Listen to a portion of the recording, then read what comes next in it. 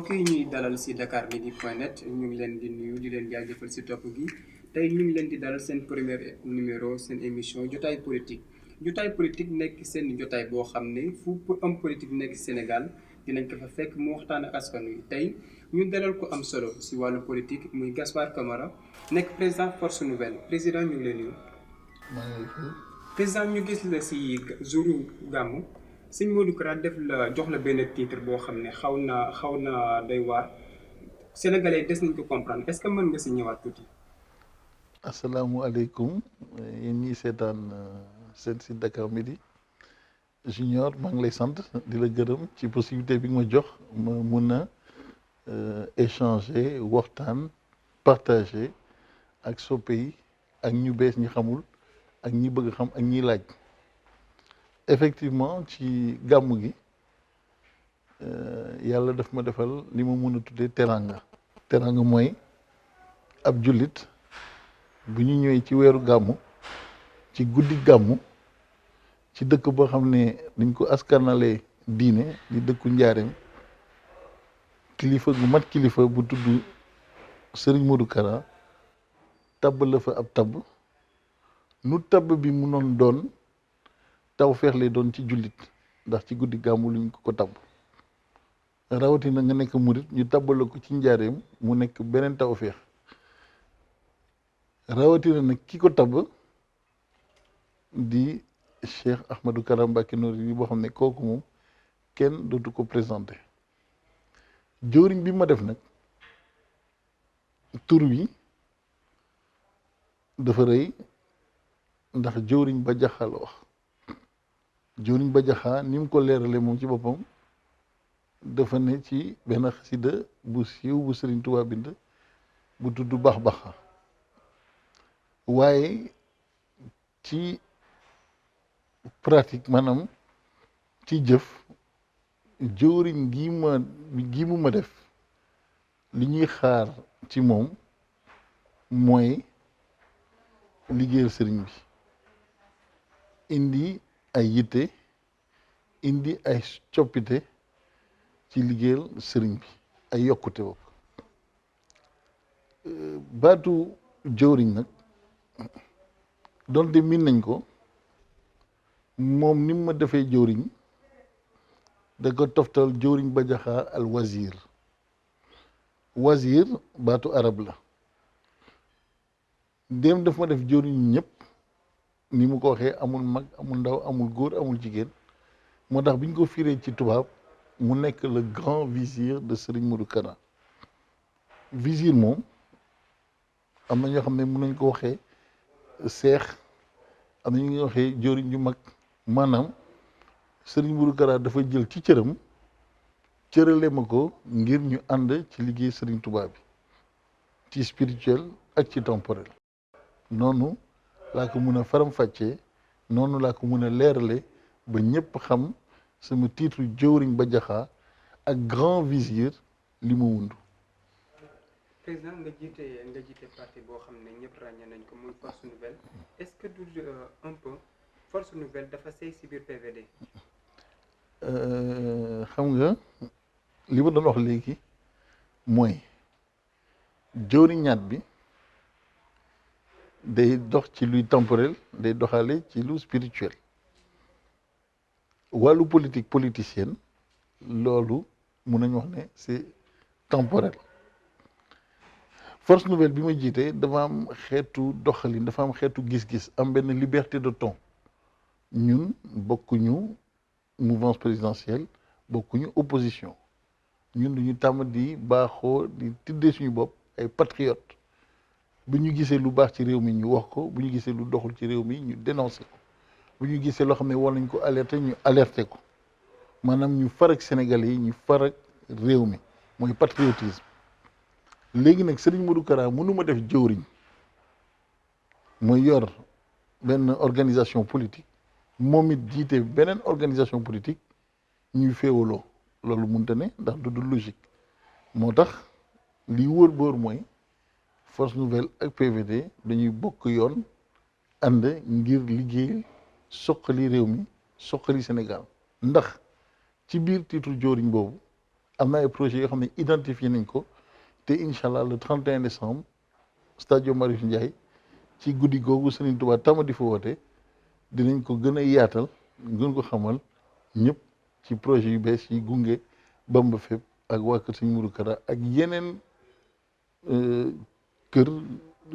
diine yi ne Sénégal ci murit gi ak ñi dul murit yoo xam ne lépp ci développement lay dox incha allah. un peu balaa ngay ñëw si projet yi te sànq wax nga ba tudd projet est-ce que un peu yow sa relation ak Serigne Modou Kara. sëñ bi ñu gis ko bu defee yenn sorties yi. dafay indi benn genre ay analyse surtout sur niveau de la presse boo xam ne ñu des a comprendre. est-ce que yéen di ngeen jékki di ko recadrer si côté boobu noonu. xam nga Serigne Modou Kara dañu war a xam individu bi turandoom dafa waxoon ne ni ñu bàyyi Modou ak baatam dafa waxoon ne Modou ak cheikh gu mag ngay doon waaye loolu bu mu la saf ne la ak taalibe rek saf moo tax baatam duñ ko koy bàyyeel boo gisee mu am fu ma féetali ci liggéey bi mooy dafa am wàll boo xam ne dafay déchargé wu ci moom ndax fi mu ne nii dafa am ci liggéey bu mu jublu lu jëm ci xasida yi ak ci tagg yi muy tagg maamam Cheikh Ahmadou Bamba Khadim Rasoul moo tax ñun li ñu naan temporel bi dafa am nu ñu koy bàyyee ñu am nu ñu ciy doxee waaye moom stylam musul changé du ko changé xalaatu ko changé ndax Serigne Touba ni mu koy waxee moom da ko xasa ne nag mu ngi ci Serigne Touba li tàmbali ci moom lay yem te xalaatu ko génn moo tax du soppeeku amaan na nag léegi jamono dafa am lu mu laaj am ñi mu koy doxloo ci ay joriñam te waa këram mate ko sëkk am ñi fa ràññi ñoo xam ne ku ci ne am mission bi mu la jox ngir mën a mottali liggéey boobu. nga wax nekku leen opposition nekku leen pouvoir. loolu noonu xajaloo est-ce que nit ñi dañ leen teg comme fi ñuy teg yeneen politiciens yi dëgg lan mooy projet dëgg PBD ak force nouvelle projet politique bi tax ñuy wax. dafa am loo xam ne ni ñu ko mën a misaale mooy la base maanaam base u développement réew mi mooy ñu am benn fula ci yéene ak doxalin base u yéene ak fula ci doxalin mooy ki nga xam ne dafa woote ne dafay politique ngir fas yéene defar réew mi yéeneem ci tàmbali bi dafa war a nekk defar réew mi ndax bind projet yomb na woote ñu voté la yomb na woo nit ñi ñu déglu la yomb na waaye na nga fekk li nga woote ba nit ñi wuy si la bu yàlla defee nga jot nguur gi wala nga jot responsabilité nga doxee noonu loolu leneen la ñun foofu lu ñuy tàmbale yéene bu rafet wax bu rafet jëf ju rafet ci kaw développement Sénégal su yamaatee yeneen jotaay nag dinañ dugg ci aspect technique ou développement programme ngir Sénégal jëm kanam incha allah. ngir Sénégal jëm kanam wax nga ko léegi tey nan ngeen di taxawee ngir gunge nguur gi ndax dañu gis ne sëñ Modou Kara est-ce que ñenn ñi duñ ko teg comme ñu dellu si waat si question bi. ndax léegi tontu bi. est-ce que ñi duñ ko teg fi ñuy teg yeneen politiciens bu ñu waxee discours am c'est un peu partisan. à l'endroit si day jëm tuuti si jàppale Macky Sall. sëñ Modou Kara dafa am sëñ Modou Kara sëriñ bi dafa am sëñ Modou Kara éducateur bi. dafa am Serigne Modou Kara la artiste bi dafa am Serigne Modou Kara homme moderne dafa am Serigne Modou Kara citoyen du peuple kon buy wax amaana casquette bu muy waxee dañu war a bàyyi xel ci ban casquette lay waxee te loolu dafa am solo moo tax yenn saay duñu comprendre li muy wax ndax saa su ne wax bu ne ak contexte bi muy waxee léegi nag dafa am loo xam ne dafa am bu dee Serigne Modou Kara ci jëmmam ak président Macky Sall ci jëmmam amuñu benn problème ay xarit lañu bu dee président Macky Sall ci jëmmi boppam wala soxna Marème Faye Sall ci jëmmi boppam xaritu Serigne Modou Kara lañu politique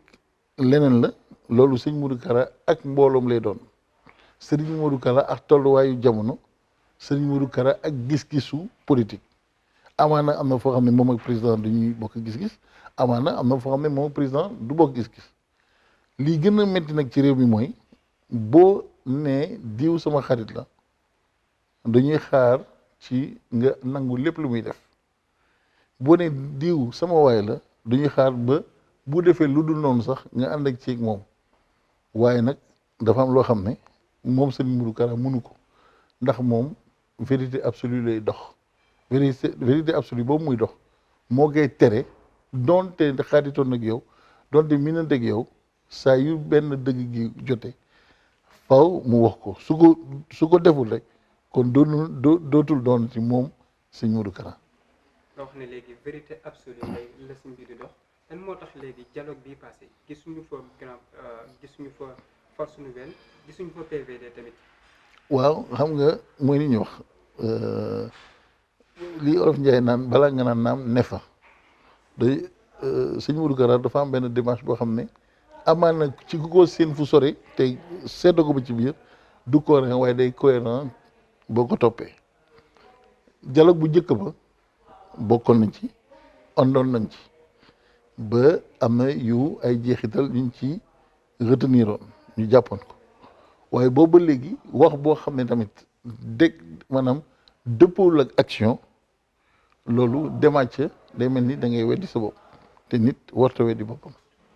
nit warta weddi boppam kon da ngeen gis ne par exemple nguur gi da ñoom yoon ba ñu waxoon ne bu ñu annoncé woon ñoom teguñu si actuellement. déedéet waxuñu ne yoon bu ñu teguñ ci dañuy wax ne doxalinu nguur gi dëppawul ak woote bi xam nga dafa am loo xam ne dafa metti mooy njiitu réew day am idée day am xalaat day am orientation politique exécutant yi ci pyramide bi lañu bokk maanaam diw de yilif diw yilif diw yilif diw ci catu pyramide bi yenn saa yi kii jiite réew mi day am benn gis-gis wala am lu mu woote waaye ci catal yëf yi ki koy doxale da ko dul doxale ni ko jiit bi wootee ba tax na yow mi nekk ci réew mi da nga ne lii doxul moo tax président Macky Sall fii mu ne war na jéem a xalaat wala xool diggante li mu woote ak ni mu demee ndax dëppoo na wala ndax am na différence bu ko defee loolu dina ko dimbali moom ngir mu xam tolluwaay dëgg-dëgg réew mi ndax tolluwaay réew mi du dajee assemblée nationale di wax ay budget ne lépp a ngi dox tolluwaay réew bi du courant bañ a coupé ñu ne lépp a ngi dox tolluwaay réew bi du ñëpp di jot seen salaire ñu ne lépp dox waaye maanaam li ñu naan démembrement bu ne ci réew mi xool ndax ñoom ñu ngi doxee ni ko njiit bi waxee loolu dafay am solo. kon yow daal léegi toor bi da nga ko teg par exemple ministère yi ak yeneen service état bi. du ma ne too waaye ni ma ko tàmm waxee yenn saa yi président Macky Sall dafay mel ni dafa wéet maanaam su ma nee dafa mel ni dafa wéet mooy li muy énoncé wala li muy annoncé yenn saa yi booy dox ci mbedd bi doo ko sentir nga xam ne kon di nga te kàddu jind ak application bi ci réew mi am na fu mu dogee. doo ko sentir si ban côté par exemple si ban fan. waaw xam nga tey fi mu ne nii boo xooloon li ñuy wax ci émergence ak ci président Macky Sall bu génnee discours bi muy tenir discours ambition la discours satisfaction la mais dama xamul ndax sénégalais yëpp ci seen panier de ménagère wala ci seen pouvoir d'achat est-ce que satisfaction boobu ak ambition boobu feeñ na ci kon am na fu mu doge fi mu doge la ñu war a gëstu ba xam moom mi jiite réew mi daf ko war a gëstu ba xam nit ñi nekk ci réew mi tamit dañ ko war a gëstu ba xam. yéen suba bu ñu leen comme par exemple président Macky Sall bu leen woowoon ngir benn redressement économique boobu noonu mën nañu xaar PVD ak ñoom sëñ Modou Kara ñu dem Palais. ñun duñuy xaar ñu woo ñu ñun dinañ dem Palais ñun dinañ redresser économiquement réew mi ñun dinañ participer parce que nit ki tamit boo nekkee ci réew bul xaar li la sa réew di jëriñ xoolal yow loo mën a jëriñ sa réew. wax nga léegi dinañ dem Palais maanaam kon présidentiel mën nañu xaar benn candidat. déedéet waxee ma foofu de su ma nee dinañ dem Palais mooy fi ñuy fasee di nas ñun dinañ fa indi suñu xam-xam suñu compétence ak suñu njëriñ am nañ ay pexe yoo xam ne ñun mun nañ jëriñ réew du ñuy xaar élection du ñuy xaar période ou compétition ñun saa su ne ñu ngi xëy ci defar réew mi ndax ñun développement quotidien nañu waxuñu développement électoral waxuñu développement boo xam ne ci calcul électoral lañ ko basé. calcul électoral comme ñu wax ne am na si koo xam ne dañ ko jàpp tey jii dañ wax ne liñ ko tëjee si ay calcul électoral la ñu jëm si présidentiel muy Khalifa Sall tey nan nga jàngatee mbirum Khalifa Sall. xam nga Khalifa Sall moom yaakaar naa li ma ci wax leer na xam naa da nga bëgg mu ñëwaat ci rek waaye sama gis-gis ci moom dafa leer Sénégalais yi kenn mënutu leen nax Sénégalais yi yenn saa yi dañuy xeeb ñi déglu te ñun tamit du ñu yàlla dimbalee ñu mun a am caméra bu ñu tiim wala micro bu ñu tiim dañu war a wax ak nit ñi wax gu nite boo xam ne ku ci ne bu koy yóbbu doonte dégg bu njëkk bi sax du la neex dañ koy toog xalaataat ba mun ci settantal li ci jaadu ak li ci jaaduwul ndax Sénégalais yëpp fi mu ne nii yeewu nañ Khalifa Sall ci wàllu nit saa su ne dama koy wax ku baax la ku yaru la ku charmant la ku bëri ay soppe la ñu ngi koy masawu li ko dal kenn yéenewu ko mais dañu nekk ci benn république te dafa am ñaari mbir ci mbiru Khalifa Sall bi mbir bu njëkk bi mooy Khalifa Sall du industriel du béykat du leneen lu dul politicien la kon ab politicien bu doon luñ ko accusé woon leneen sax kenn mënul fexe ba du am connotation politique ab politicien nag boo xam ne il est maire de Dakar sur ci ñaari mandat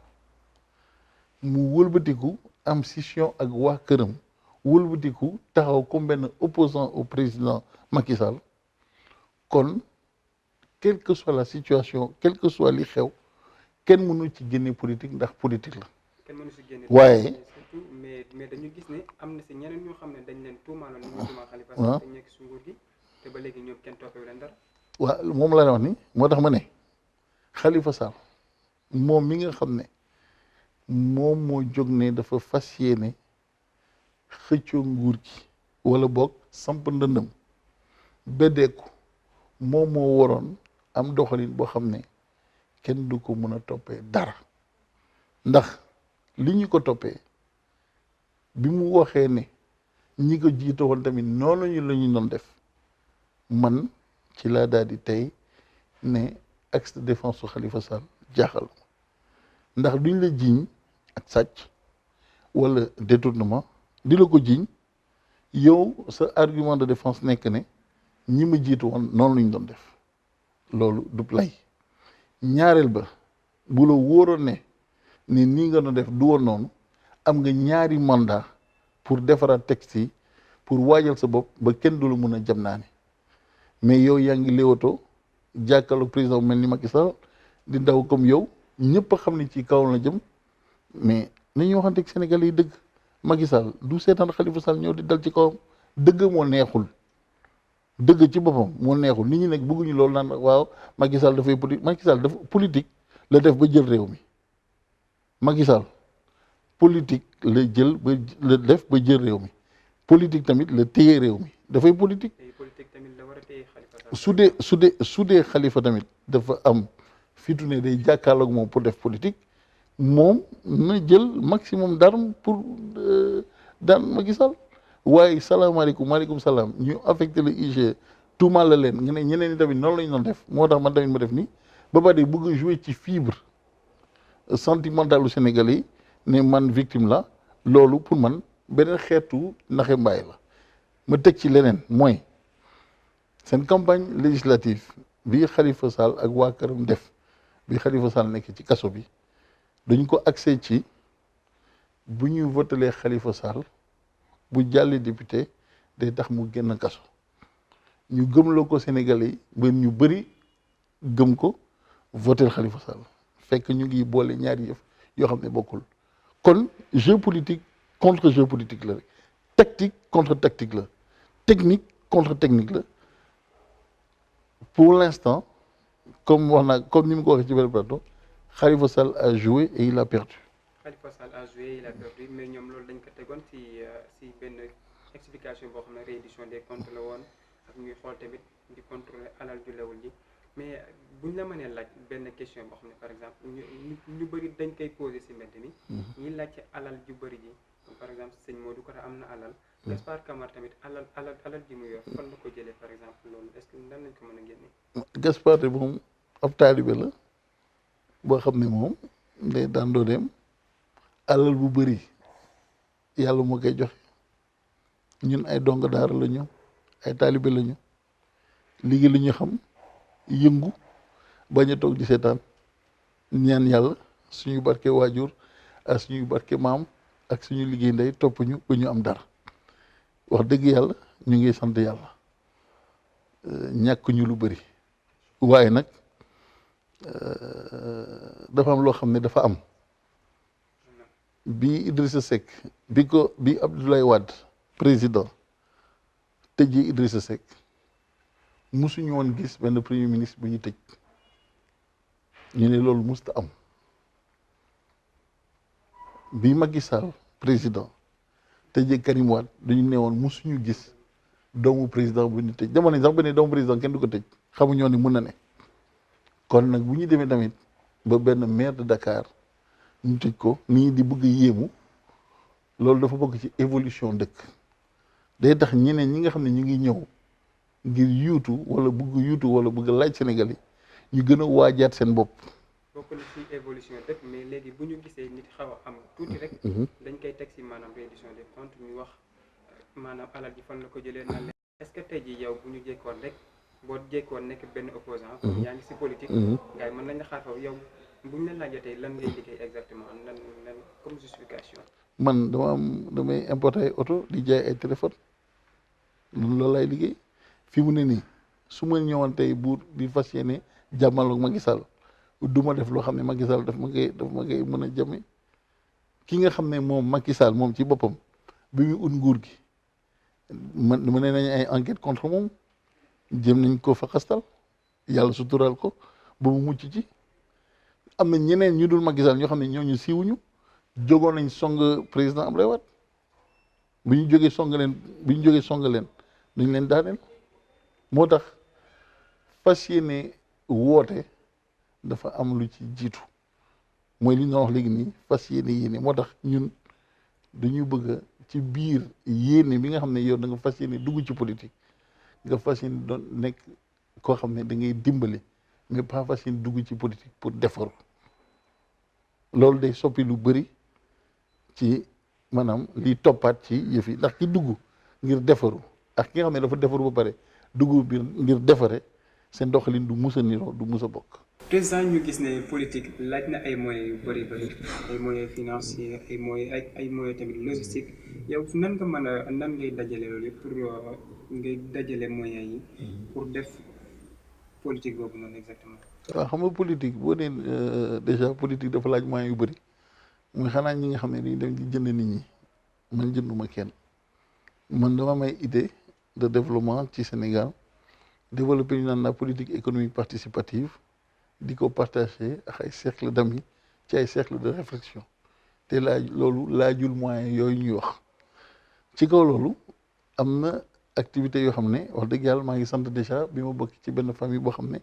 wax dëgg yàlla seetaanu leen ndax sama turando maam Gaspard Camara ku ne dégg na ko sama waajur docteur Pape Camara ku ne dégg na ko ci kaw loolu tamit ma am jàmm yoo xam ne ñoom ñëpp ñu ngi may jàppale man li may liggéey mun naa wax opérateur économique en général la donte dinaa importer matériel comme matériel auto ak yeneen matériel yoo xam ne sa commerce général la dinaa def tamit ay consultation yenn saa yi ma dem ci yeneen dëkk yu nekk bitim réew yoo xam ne dinaa fa def ay xeetu consultation wala ay xeetu liggéey yoo xam ne du ma dugg ci détail pour éviter de faire la publicité léegi li gën a am solo mooy lu tax ngay dugg ci politique ki nga xam ne dafay dugg ci politique ngir defaru mooy li ñu doon wax ci début émission bi mooy l'intention da ngay ñëw pour njëriñ sa réew njëriñ sa askan partage ndax dafa am loo xam ne tamit dama ko yàgg wax ki nga xam ne dafa ne damay xaar ba jël nguur gi wala ba am poste de responsabilité pour dimbale wala pour maanaam yaatal sa xalaat wala door a appliquer li nga xalaat pour développement réew mi ci 250 partis yi nga xam ne ñu ngi Sénégal boo xaaree sa tour kon yow doo mos a jëriñ sa réew dafa am ñoo xam ne nag ñoom dañuy def politique ngir jëriñu réew mi dafa am ñoo xam ne ñu def politique ngir jëriñ réew mi man politique bi ma gëm mooy politique ngir jëriñ réew mi waaw. ñu agsi si cappaandawu émission bi ñu ngi ko mën a waxee noonu. jërëjëf léegi ñu may la rek nga tàggatoo ak askan wi ak ñi nga doon seetaan sur dakarmidi.net. waaw di remercier dakarmidi.net ndax ñu ngi may jox possibilité exprimer wu c'est vrai que en général li may exprimer wu sax bëri ay boobu ndax Sénégal ñaare booy wax ju bëri ñu naan ay kii dafa bëgg wàllam ci gâteau bi dafa bëgg poste nit ñi dañu am lu ñu tuddee appréhension maanaam dañu déglu nit ki sax am fu ñu ko dëkkal waaye na Sénégalais yi gën a góorgóorlu ci déglu li nit ñi di waxee fi nit ñi di waxee ak lu tax ñuy wax ak ban waxtu la ñuy waxee man prétexte wax ji mooy li ma Serigne Modou Kara tàbb di lu rëy ci man ma ciy santaat yàlla di santaat nag ñi nga xam ne ñu wax dëgg yàlla ñoo sabab lii ndax ni ma ko waxee léegi dama juddu ci benn kër gu baax fekk fi ay mbokk yu baax ñu yar ma ci diine fonk diine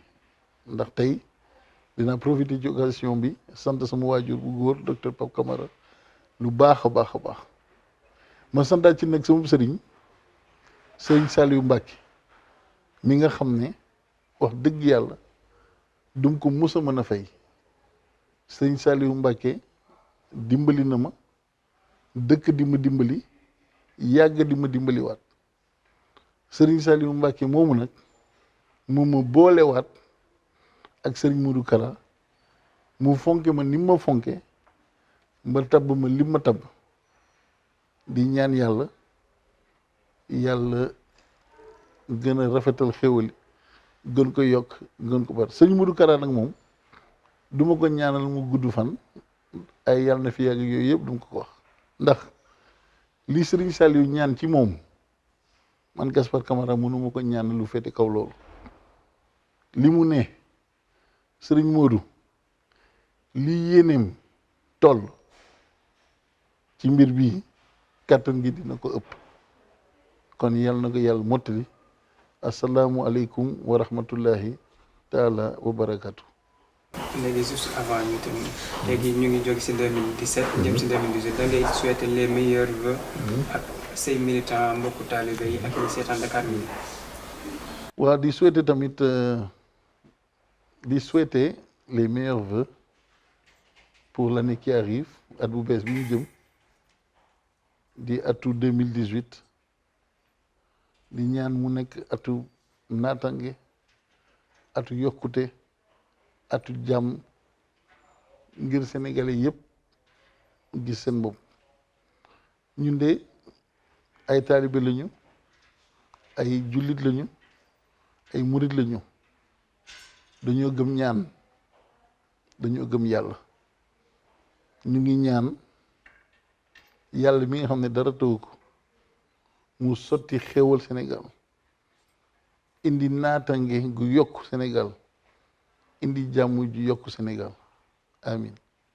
mbokk yi yéen a ngi doon seetaan seen premier numéro émission jotaay politique tey ñu doon dalal kii di Gaspard Camara nekk grand vigier Cheikh Modou Kara nekk tamit président du parti bi ñuy wax Force Nouvelle kon nag ñu jox leen dig daje seen benn émission jotaay politique ak beneen leader politique sur dakarmidi.net.